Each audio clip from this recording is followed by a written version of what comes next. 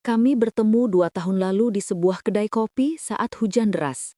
Aku menumpahkan lateku di kemeja putihnya, dan alih-alih marah, dia tertawa dan mentraktirku secangkir kopi baru.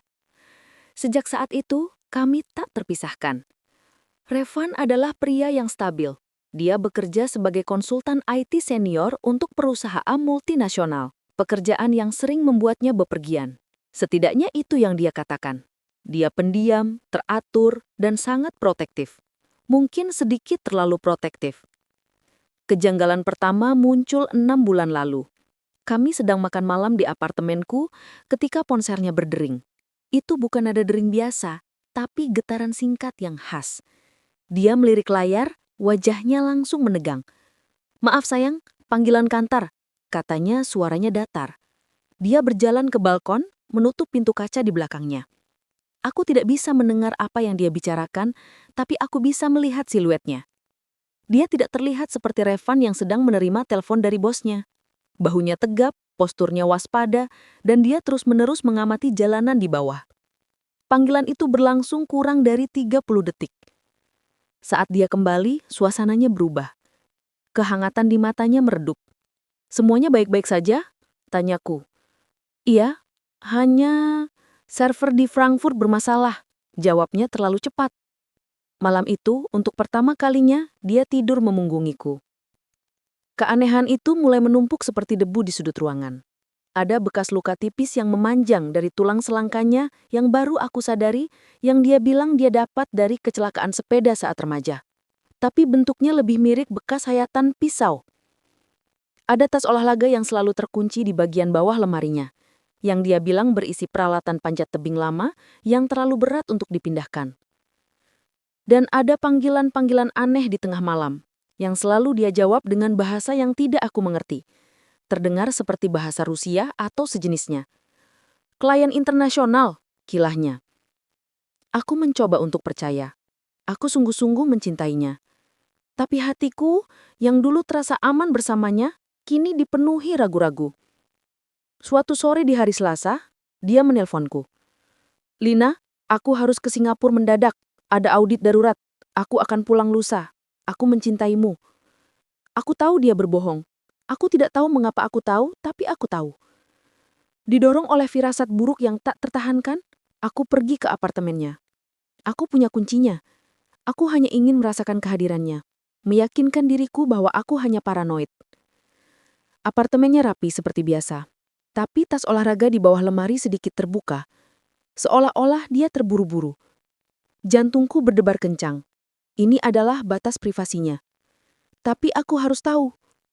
Aku berlutut dan membuka resleting tas itu. Isinya bukan peralatan panjat tebing. Di dalamnya ada setumpuk uang kasir, euro, yen, dan dolar yang diikat rapi. Ada 4 paspor dengan foto Revan tetapi dengan nama yang berbeda-beda. Anton Volkov, Markus Steiner, Cheng Wei, dan James Kitterson.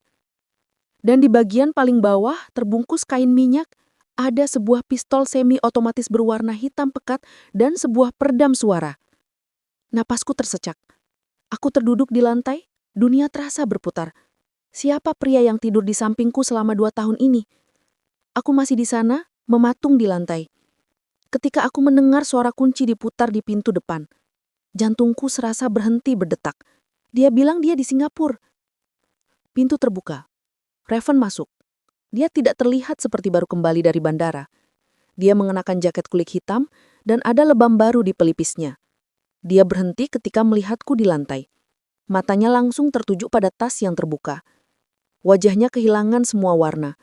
Kehangatan yang biasa aku lihat di matanya meredup, digantikan sesuatu yang dingin dan tajam. Ini bukan Revan, konsultan IT-ku. Ini adalah orang asing. "Lina," katanya suaranya hampir tidak terdengar. "Kamu seharusnya tidak berada di sini." "Siapa kamu?" bisikku, air mata mulai menggenang. Pasport ini?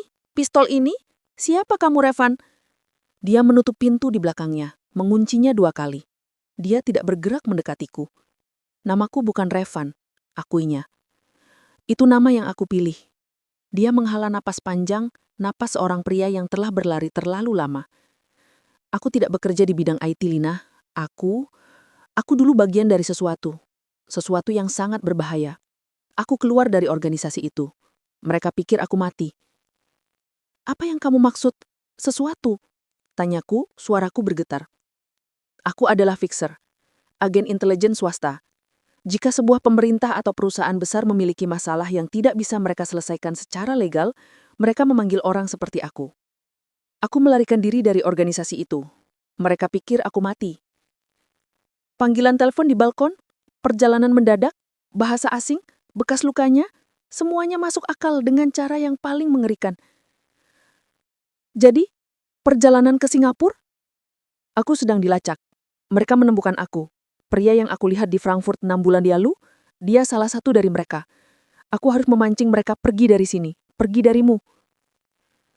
Dia akhirnya bergerak, berlutut di depanku, tapi tidak menyentuhku. Matanya yang sekarang aku sadari selalu menyimpan kesedihan, menatapku putus asa. Semua yang aku katakan tentang perasaanku padamu adalah benar, Lina. Bertemu denganmu adalah satu-satunya hal nyata yang pernah terjadi padaku. Aku berencana untuk menghilang lagi, sendirian, setelah aku yakin kamu aman. Pria di pelipismu? Tanyaku lirih. Dia mengangguk. Dia menunggu di lobi. Dia tidak akan mengganggu kita lagi. Kekasihku, pria yang membuatkanku sup saat aku sakit, pria yang hafal pesananku di kedai kopi, pria yang baru saja, mungkin, membunuh seseorang di lobi gedung apartemennya sendiri. Rahasia besarnya telah terungkap, dan rahasia itu menghancurkan duniaku. Kita harus pergi, sekarang, katanya, berdiri dan menggulurkan tangannya. Mereka tahu aku di sini, mereka mungkin tahu tentangmu. Aku menatap tangannya, tangan yang sama yang biasa menggenggam tanganku saat kami berjalan di taman. Tangan yang sama yang kini tahu cara menggunakan pistol. Aku mencintainya. Aku tahu itu. Tapi pria di depanku adalah orang asing yang berbahaya. Cintaku padanya adalah nyata, kebohongannya juga nyata. Dan bahayanya kini adalah milik kita berdua. Aku tidak tahu apakah aku bisa memaafkannya atau apakah kita akan selamat malam itu. Tapi saat aku menatap mata pria yang namanya bahkan bukan Revan, aku mengambil tangannya.